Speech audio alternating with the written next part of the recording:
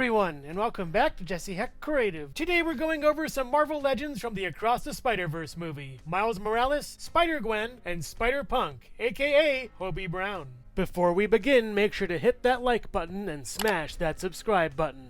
Now let's get to it. Let's start off with Miles Morales. The best part about Miles' head is the sculpt work. I really love how it's like a brick texture at the front and then a scale texture on the back. It's really nice and looks very well done for this mesh. The eyes are pretty good, but the sculpt is where it's at. The body is neat as well, fit, athletic, and looking great. We have that more sort of brickwork texture over here and some more sort of scale mail texture on the side. Looks really well done. I'm loving how this thing looks. The back looks great with that really big overarching spider emblem, and the front looks really cool with this spider emblem over here that is a more refined version of his previous logo. The legs look really nice as well, but what is this? Why is this still here? We had these on the bottom of the feet earlier, but now we have it over here. For shame, Hasbro. Anyways, I like the coloration on this. I don't like how the colors are broken up by the sculpt. That's a shame. It is a nicely textured piece. That's pretty okay. I do like the blue on it though. The blue on the figure looks great. It's a wonderful addition to Miles Morales. As far as accessories goes, he comes with two fists that can swivel and hinge. They have pretty good paint on them too, and really nice sculpt. He also comes with two whip hands of the same sculpt. They do have more paint on them, which is really nice, and they can swivel and then hinge pretty well. The head for Miles Morales himself looks nice, but I think they skimped on the detail. The hair could be way more detailed, I would think. It also looks like it's kind of plastered onto his head with that separation line going on over here. The ears look fine. The face looks kind of confused and perturbed in a way. I'm not sure if I like this head all that much, considering I think the previous one did it a little bit better. The head can also go back this far and forward this far on the hinge. It's not a ball peg, which is strange. Swivel over here this way and then pivot a tiny bit. It's fine, but not as great as other Spider-Man. As far as articulation goes for Miles, the head can go left and right and then back, forward, and get some pretty okay pivot over here, some swivel, some up this far and down and all the way around. No butterflies. Weird. You get a swivel over here and then double joint elbow going up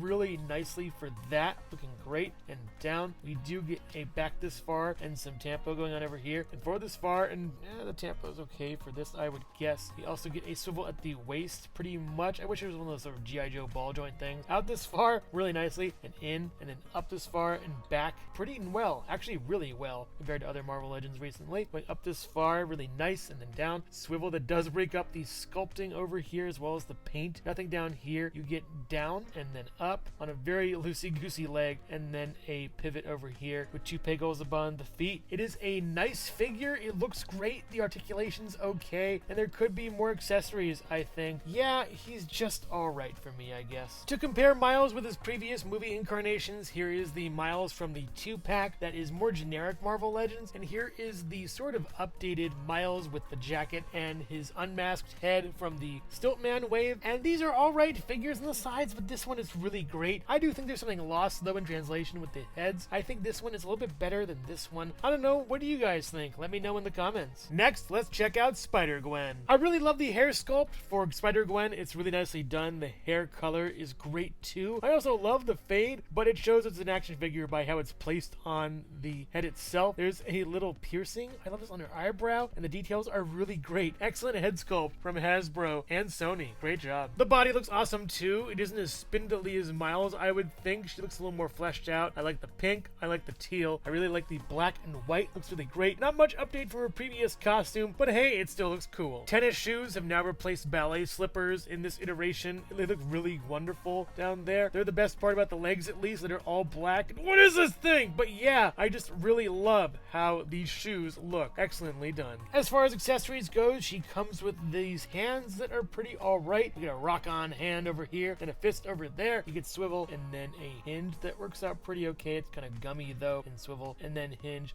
It's also kind of gummy. They're all right hands, I guess. As far as accessories go, she comes with a rock-on hand and a fist. You get a swivel and then a hinge out of both of them. They're kind of gummy, so be careful of that, but they're pretty good hands, I guess. She also comes with these wall-crawling hands that are all right. Have really nice paint, though. They swivel and then hinge like all the other hands in these figures, and they're just okay by virtue of her not coming with all three sets of hands. What's up with that, Hasbro? She also comes with her Spider-Gwen mask and hood. The other other piece of the hood is separate at least, but this doesn't look as good as I thought it would. The paint is nice on the inside as well as on the eyes, but the sculpt is kind of strange and lopsided, and I think that's because this was glued wrong on the head. That's a bummer. You do get a swivel out of it, but noticing when I move it, it does kind of catch on the ball and swivel the actual neck itself. So I feel like this joint may break over time. So going back this far and forward this far, it's pretty alright, but man, this does not work for an action figure. That's a shame. As far as articulation goes for Spider-Gwen, the head can go left and right and then back, not that much because of the hair, forward really well. You don't get that sort of catching you do with the other heads. Maybe that's a fluke with mine. All the way around, at least for this, you get up this far and down and all the way around. It's a little bit catchy and clicky, at least. Interesting. You do get a swivel over here at the bicep, kind of weird. You get a double jointed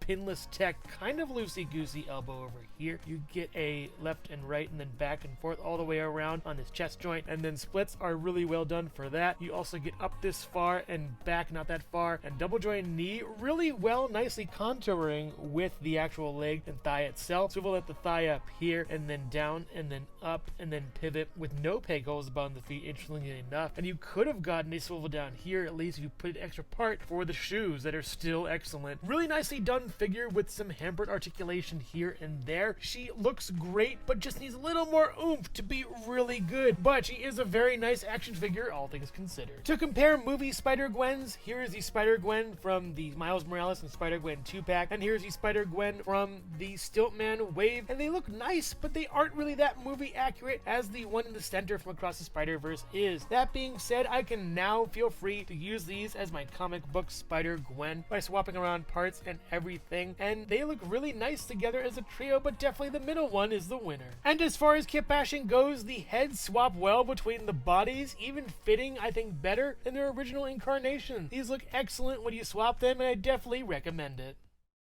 Hello everyone, and thank you so much for watching so far. Make sure to click like, subscribe, share, and leave a comment. You can also click the bell icon for more creativity. Now let's get back to it.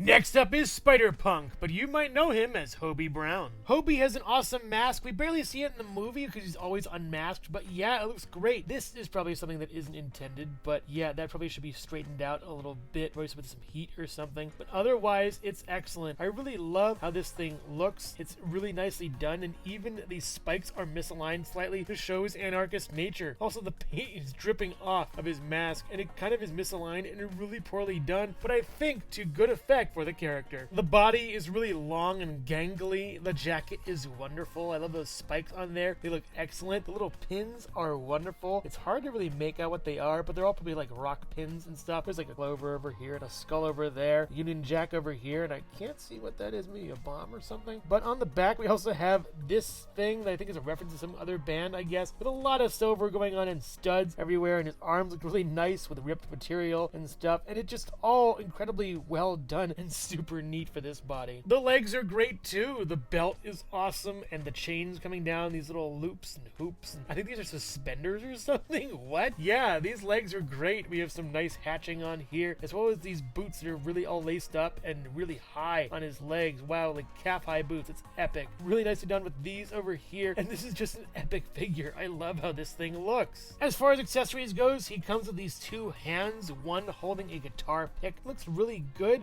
It also swivels and then hinges back and forth, and another that holds his guitar, I believe, but also it has some great applications. It could be like, you know, a little duck or something, or it could be how small you are when you argue on the internet, and it also swivels and then hinges back and forth really nicely. What great accessories for this figure, and for some great diorama and set play. Having never really held a guitar much in my life, I can't comment on if this is a good pose or not for it, but it fits pretty well in his hands, albeit you have to really crunch his arms up to get a good pose in. It's fine, I would guess. The paint on the guitar is really nice. There's a lot of stickers and doodads and stuff. This is an old sculpt, and I think the improvement would be to change this so it's shorter as far as the strap goes, but everything else on the guitar I would keep. It looks great. He also comes with a neat rock-on hand that really fits the character. I keep forgetting that it's a thwip hand considering all the musical influences for this character, but yeah, it looks really great. Rock on, baby. Rock on. As far as articulation goes for Hobie Brown, the head can go left and right and back and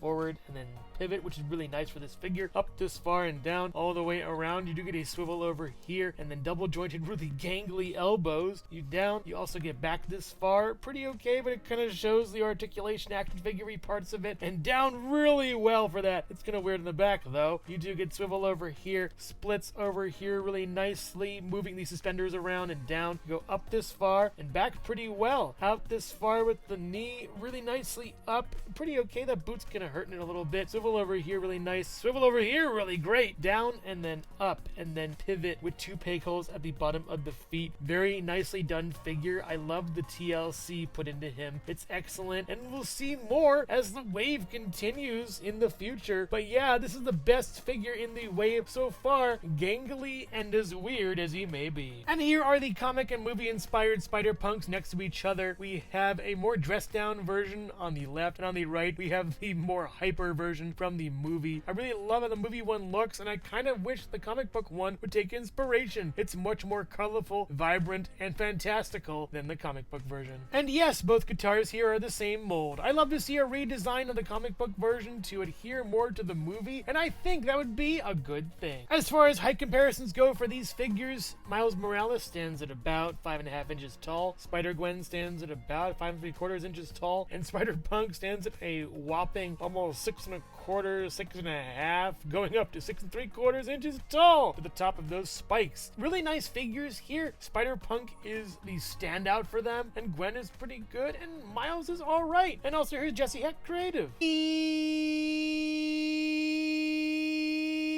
Overall, these are some fantastical characters from across the Spider-Verse. Miles may be the weakest of the wave, but I do admire his sculpt. It looks really nice with those different textures and variants. The paint is nice too, and I like the blue on his suit, and even though the alternate head isn't that great, it still is a great step to probably another figure next year. Gwen is really nice too, taking from her previous incarnations and making something brand new with it, looking very nice and very good. Sadly, the heads don't really work as well as they should, but I love the sculpt on the new one, and the accessories are pretty fine as well. SpiderPunk is a standout and probably the best figure of this year, or at least in the running for it. He is phenomenal, has some great sculpt, paint, articulation. The accessories are really nice. My only thing about him is I wish they had an unmasked head for him, but for what we have now, it's excellent. It's been 2 weeks since the movie, and if you've seen it and if you love it, you will love these figures. Definitely pick them up. I recommend SpiderPunk over the rest, maybe Gwen as well, but maybe wait for a different version of Miles